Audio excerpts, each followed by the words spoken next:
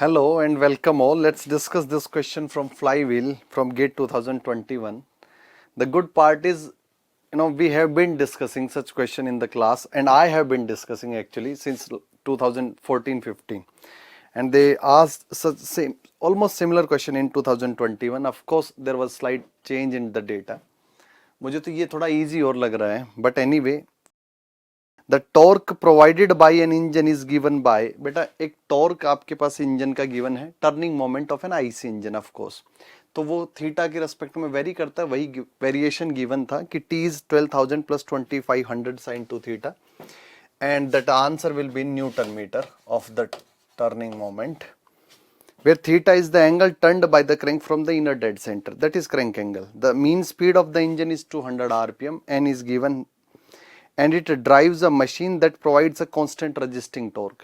Engine चलेगा, वो कुछ पावर प्रोड्यूस करेगा, वो पावर कंज्यूम किस में होगी, किसी मशीन में. मशीन आपको रेजिस्टिंग टॉर्क या लोड टॉर्क ऑफर करेगी.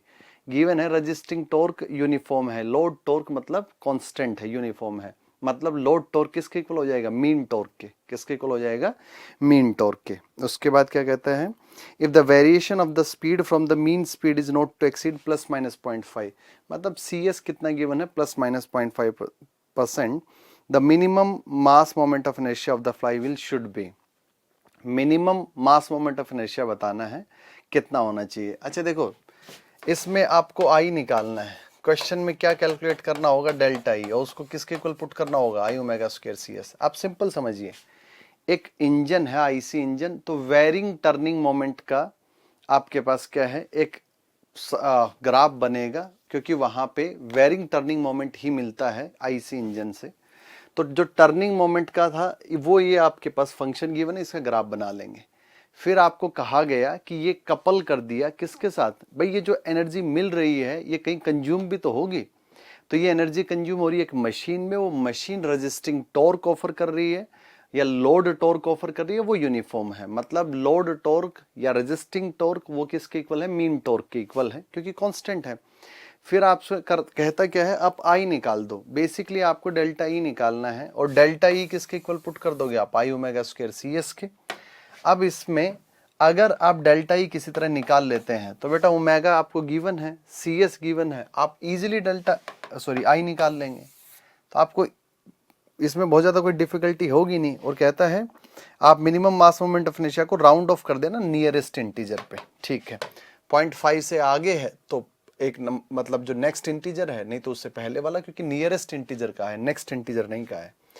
अच्छा, इसमें मेरे ख्याल से किसी बच्चे को दिक्कत होगी नहीं. क्लास में हमने याद एक क्वेश्चन किया था 300 प्लस 180 साइन 3 थीटा, हम करते हैं क्लास में, जिसका हमने डेल्टा ई निकाला था, जो निकालते हैं जो 120 जूल आता है.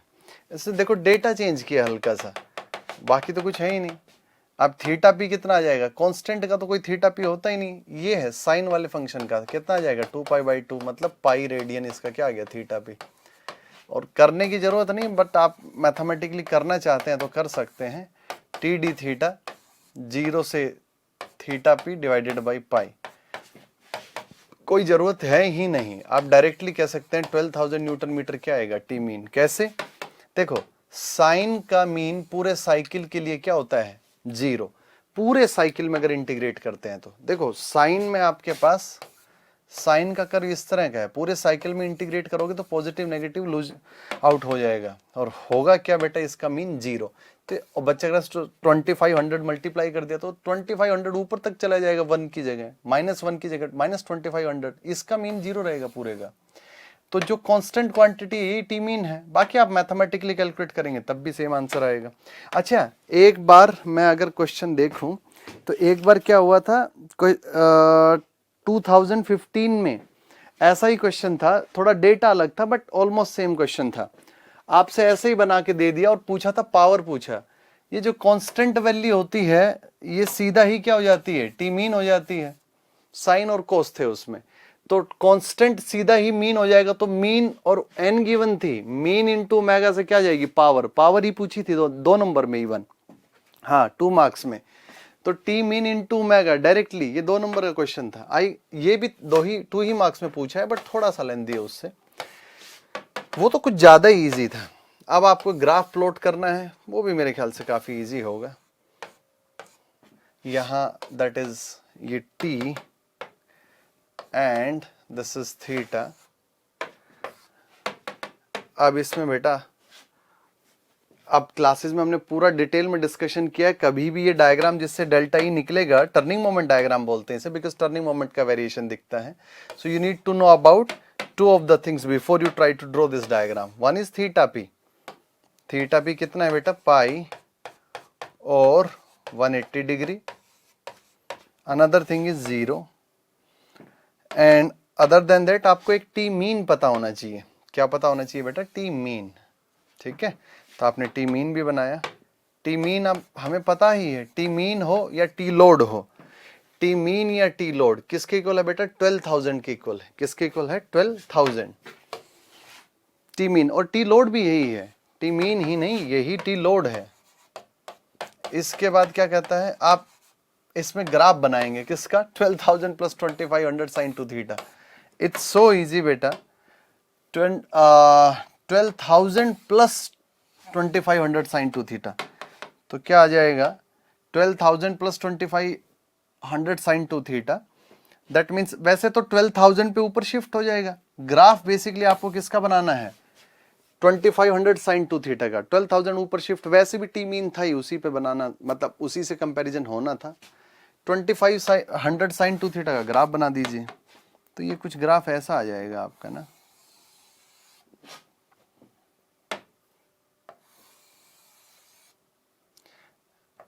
वो कंटिन्यू हो जाएगा। ये सिमेट्री से पता लग रहा होगा बेटा, क्या आ जाएगा? π/2। एग्जैक्टली सेम क्वेश्चन हम करते हैं, बट ये ऐसा क्वेश्चन आया था। अच्छा, इसमें आपके पास ये पॉजिटिव सरप्लस एरिया होगा बेटा, ये क्या होगा? नेगेटिव। दो ही एरिया है, पॉजिटिव और नेगेटिव, तो इन दोनों का मैग्नीट्यूड भी इक्वल होगा। सरप्लस लूप के एंड पे cycle, sorry local maximum. Deficient के एंड पे क्या जाएगा? Local minimum. लेकिन ये लोकल मिनिमम और ये सेम है। ये जो पॉइंट है बेटा, जो स्टार्ट ऑफ साइकिल है, एंड ऑफ साइकिल और स्टार्ट ऑफ साइकिल क्या होते हैं? सेम। तो ये लोकल मिनिमम और ये लोकल मिनिमम क्या आ गए बेटा? सेम। बट अब एक ही लोकल मैक्सिमम है, एक ही लोकल क्या है? मिनिमम। तो यही क्या हो गया? साइकिल के मैक्सिमम एंड मिनिमम।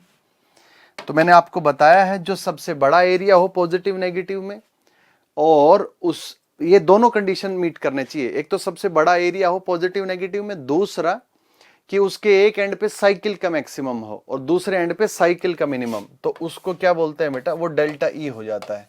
तो क्या इसी के एक एंड पे साइकिल का मैक्सिमम मिनिमम है? नहीं, इसके भी वही हाल है, तो ये भी डेल्टा ई। आप किसी भी तरीके से निकाल लीजिए, दोनों ही डेल्टा ई है। ठीक है।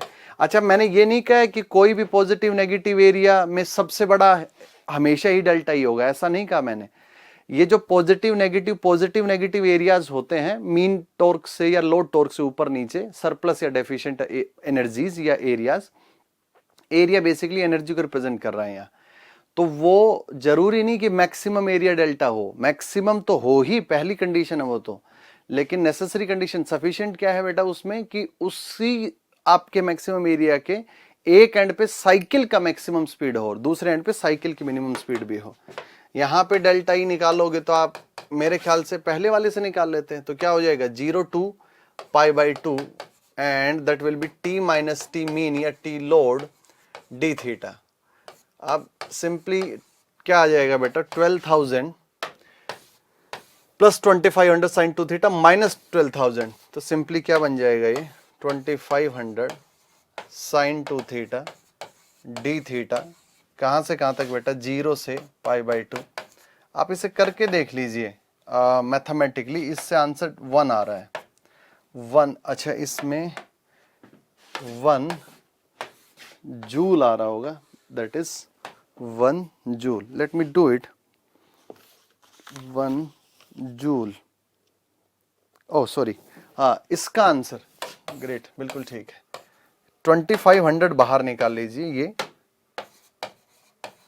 2,500 बाहर निकाल लिया। साइन टू थीटा, इसका इंटीग्रेशन अगर आप करते हैं, साइन टू थीटा 0 से π/2, वैसे भी ये minus cos two theta by 2 आ रहा होगा, -1/2 बाहर निकाल लीजिए, cos 2 थीटा का पहले cos पाई माइनस cos 0 हो जाएगा, -1 माइनस अगेन 1 -2 बाई -1/2 से मल्टीप्लाई करेंगे तो 2/2 1 आ जाएगा, तो आंसर आ जाएगा 2500 जूल। इसको बेटा इक्वेट कर दीजिए, delta E equal to I omega square C S, इस साइड इक्वेट करते हैं, delta E equal to I omega square C S, omega यहाँ से निकाल लेना आप, pi N by 30, pi N by 30 that is 20 pi by 3 radian per second. अब delta E equal to क्या पुट कर देना बेटा, I omega square C S, you have all the data, 2500 joule is the delta E, I is something that we wish to find out, N is 20 pi by 3, CS is plus minus 0.5 that is 1, 1 को percent में लिखोगे fraction में, percent में नहीं fraction में लिखना है, तो I आ जाएगा आपका, and if you do the calculation you'll get this I as 569.934, 569.934 kg meter square. So the nearest integer is simply nothing but 570. So right answer would be 570.